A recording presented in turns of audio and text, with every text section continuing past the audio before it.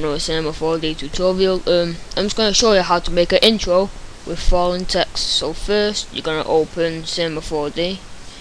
I'm going to try and do this as quickly as possible because all my videos seem to be very long and I'm just trying to make them a bit shorter.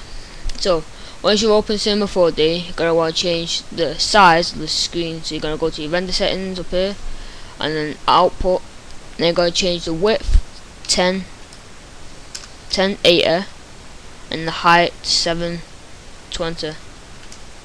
Then once you've done that, it's going to exit off like that. And then once you've done that, we're going to get our floor. So you're going to go to the light tool and click it and hold. Go down to floor, and then look at our floor. And you're going to turn it round facing us, just like that. And then we're going to get our wall. So by getting our wall, we're going to get another floor tool or whatever. So you click on our floor, and our floor is going to appear, but you can't see it because it's below them. So floor 1, make sure that's selected, and go to coordinates and change the P to a 90. And once that's done, it's going to make a wall. So you're going to drag it back. Let's see how far back that's gone. Zoom out a bit. Drag it back like that. And then just gonna line it up again, just like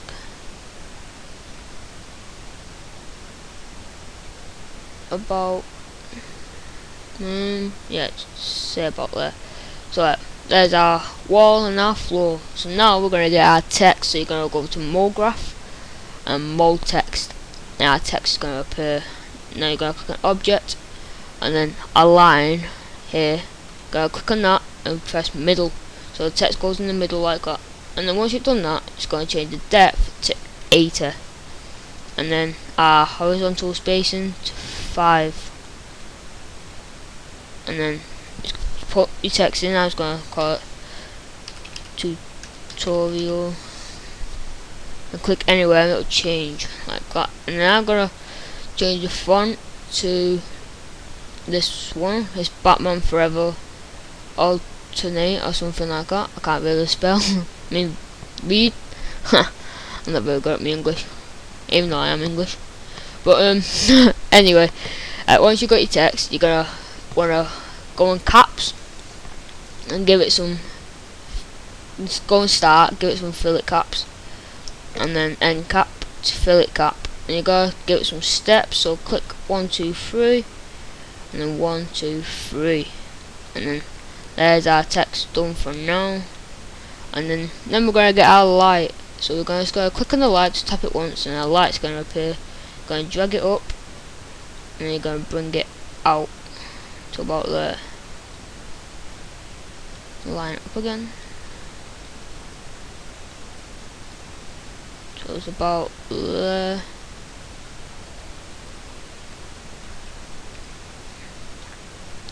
And then once you've done that, we're gonna colour our text in. So let's get a colour. Double click on this grey box down there if you didn't know how to get a colour, and then a box with matte and a circle is gonna appear. You gotta double click on that, and then you gotta select colour, then go to the colour here, and then go choose black. So you're gonna click on black, and then you're gonna go to reflection, tick it, and then you're gonna go to brightness and change that to 20 and exit off. Once that's done, you're gonna drag it over to the text like that, and then once we've done that, we're gonna give our floor and our wall a colour. So you're gonna double click in this box again, and then another box is gonna appear. You're gonna double click on that one like that. You're gonna click on colour. Don't forget to click on colour, because if you change the colour of reflection, it's gonna mong out. So you're gonna click on colour, and then click on our colour thing, and you're gonna make it white. So then that, and then you're gonna click on reflection, change the brightness to about 30 like that, and you're gonna drag them back into the floor and the wall. Let's see what it looks like up to now. Yes, it's very plain and boring up to now. You can make the text a bit bigger. So by making the text bigger, you're gonna click on the text and then go over to this tool here where it's got like a box with no box and a line, and it's gonna drag the mouse to the size you want it. I'm gonna line it up a bit better. So about there. So then once you've done that, you're gonna click on there and you're happy with that, you're gonna click on this cross tool. And then once you've done that, we're gonna give it a shadow. So we're gonna click on light and shadow, non-shadow, change that to shadow map soft, like that, and then you're gonna change the density to 50. Like that. And then let's see what it looks like now. You see it's got a tiny little shadow behind it, which gives it a better effect. And then once you've done that, go click back on light and go down to lens and go into glow, and it says interactive. Click on that, go to high -8, and then it's going to make it blue like that. So you'll see what that looks like. You might not be able to see it because the background is white, I'm not too sure. You can see a little bit of a glow, it's not much, but you can make it brighter by just going higher. Put it to 130, like that. And then once you've done that, gotta click on our floor, then go to tags, and then dynamic tags, dynamic body, and just leave it like that. And you gotta go to mode text, tags, dynamic body.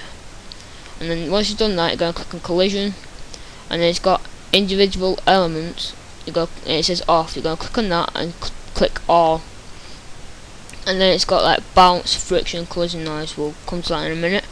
So you're gonna bring that up to about wherever you want. And it's gonna leave it there, and then see what it looks like up to now. Yeah, that's a blue light. Anyway, once you've done that, it's going to click on that, and then if you press play, it should fall to the ground and split up like that. And if you want it to like bounce more, this is where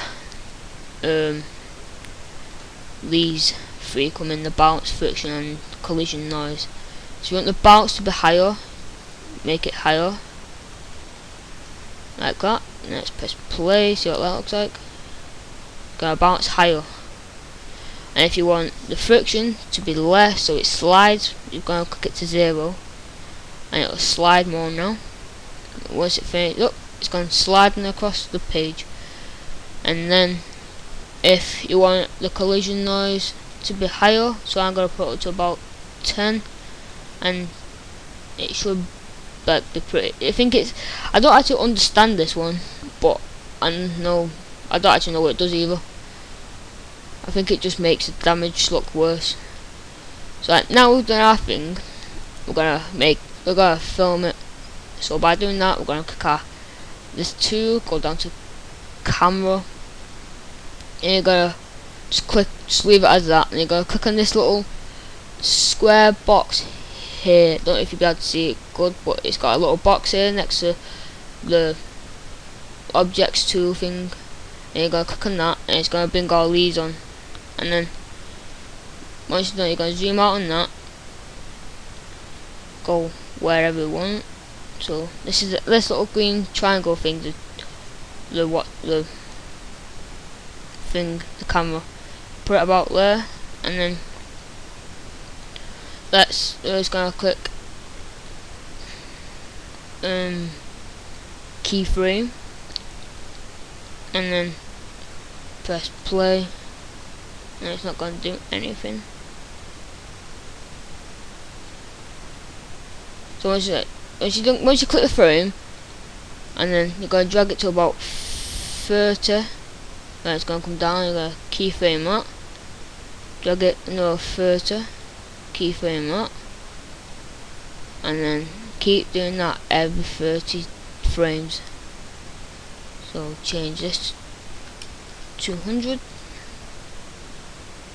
So after 90, I don't know the times tables, 3, 6, 9, 12, 120, and then you're gonna keyframe that, and then 3, 6, 9, 12, 15, so over to 15, keyframe that, 150, and then 1, 2, 3, and then to 180, keyframe that, and then make more frames, so 300, and then 1, 2, 3, so 210, keyframe that, and then another 30, so 1, 2, 3, so 240, keyframe that, and then 1, 2, 3, 270, keyframe that, and that should be it. And then he's gonna click on that, and then our keyframes will be down at the bottom, so it goes up to 270. So we're gonna click on our render settings again, and we're gonna go to change this to manual. It's gonna go from 0 to 270 or 270, or you can change to 271 just to make sure. Now once that's done, you're gonna click on save. You're gonna change the format down to AVI or QuickTime Mover. So press AVI, and then you're gonna press these 3 little dots and save it wherever you want. I'll save it to a desktop as Cinema4D tutorial. Save.